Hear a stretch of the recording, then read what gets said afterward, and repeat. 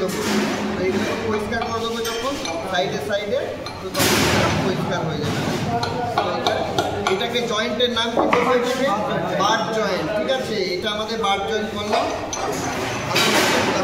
সুন্দর হয়েছে। করবো ব্রাশ মারো, এটার উপরে ব্রাশ মারো, আস্তে আস্তে মারো। হ্যাঁ, এরপরে হালকা করে ফাইল মেরে দেবো।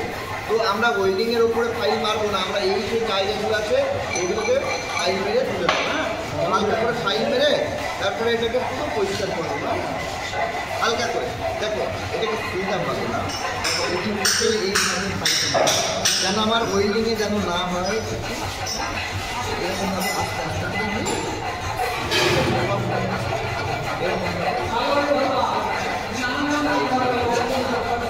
মিলিয়ে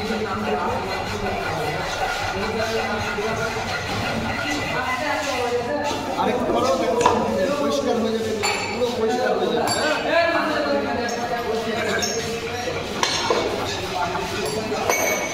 হচ্ছে পরিষ্কার হচ্ছে, আস্তে আস্তে হ্যাঁ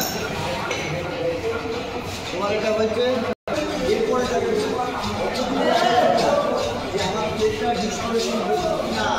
এটা দেখেন আমাদের 1.5 গ্যাপ থাকবে। হ্যাঁ, এটার মধ্যে গ্যাপ থাকবে কত?